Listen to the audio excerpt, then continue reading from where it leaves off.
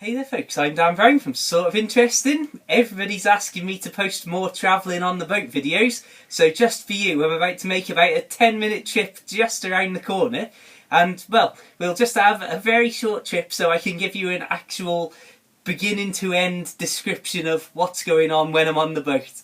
So, I suppose, without further ado, first thing you want to do is make sure you haven't got any, I don't know, cups of anything that you don't want to spill over, just in case you do have a little incident on the inside. So candles are out, things like that. Make sure nothing potentially dangerous is going to topple over. And, well, next thing is to head outside. So then obviously the next thing is untying all these ropes. And then we'll push out, and then hopefully go very gently and slowly around that boat there and just toot along around the corner. One little tip that I do have, I try and give myself as much visibility as I can, so obviously things like that I don't have smack bang in the centre of the roof, but also just little things like popping the light down at the front, so just as you're coming up to moor, just in case, because you never know what you might meet, just give you that extra little bit of visibility.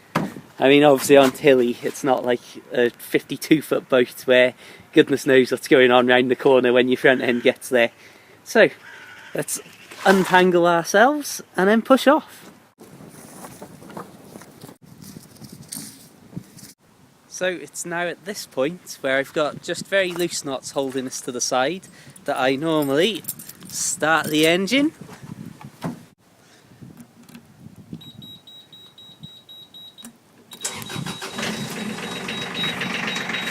And then just start the inverter. And you'll see that the beeping has stopped.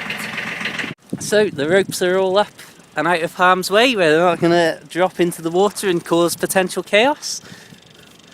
Let's roll. So basically, as you can see, we're drifting out, no one at the tiller, and oh, who's this handsome chap? So yes, basically at this point, just letting it drift out into the centre, not putting much into the forward momentum, and basically just trying to line up in the centre, so obviously in this case I can pass this boat and, like I say, travel nice and slowly. But as you can see here, the canal's nice and wide and there's absolutely no worries about getting two boats side by side down here. And so, like I say, because there's a boat moored up, we're travelling extremely slowly. I mean, even at my fastest I travel very slow even for a narrowboat. But as you can see, this is just very slow travelling, no real stress or worry as we pass this other boat. And it is basically, well, say hello there, always be polite, that's my motto. But yeah, basically just keeping the boat in the centre, and then once we pass that, as you can see, we're in a nice open stretch of canal. And once again, because this is a nice wide canal here, it's very relaxed. I mean, there's some parts not too far away from here where there's all sorts of bits and pieces underneath the water on the edges, and it's not that wide, so you have to think and be very careful here. But in this case, I'm sure you can tell from the way I'm holding the tiller that this is pretty much as relaxed as I get when I'm in control of Tilly. Coming up here to just a very short little bottleneck in the canal, and this, I believe, is what they use to block off the canal if they want to drain it to do work. And basically there's a sort of built up narrower part here, as you'll see that we're heading into it now, and they can drop a load of wooden beams down, which then basically effectively blocks the canal, and like I say, they can then drain a section either side of it. And well, as you can see, we haven't got loads of room, but certainly not a terrible tight squeeze like going into a lock, for example. And here you'll see the perfect overgrown sides of the summer canal. This is exactly what the summer canal is like. I mean, there's some parts where it's really bendy, and having all this overgrown lack of being able to see what's around the corner is chaos. But well, I quite like it down this stretch when you can see what's coming. And in this case, you can see there's a boat just in the distance heading towards us. And basically on the canal we pass on the right hand side, so you can see I'm already slowing down and giving them plenty of room, and they're exceptionally close to the side. And of course, typically, would you believe it, they are pretty much passing me exactly where I want to be mooring up for this video.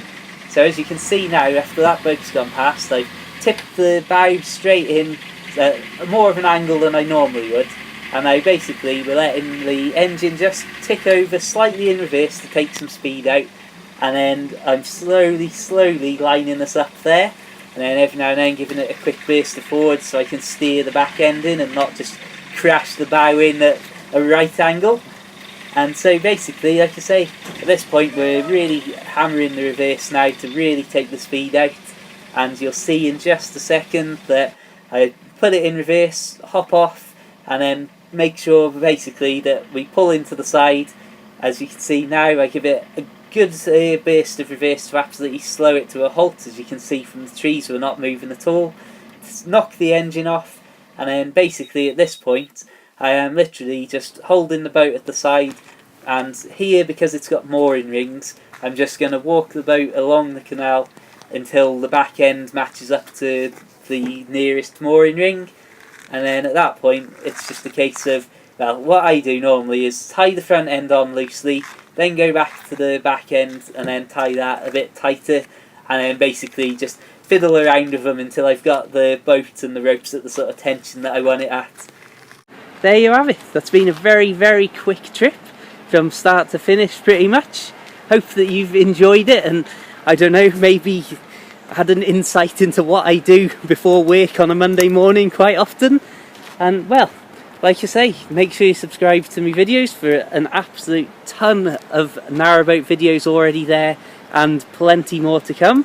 I'm not going to stop here for very long. I might mop down the roof, as Cronus fan is literally just over there, so you can probably hear all the noise and machinery going on.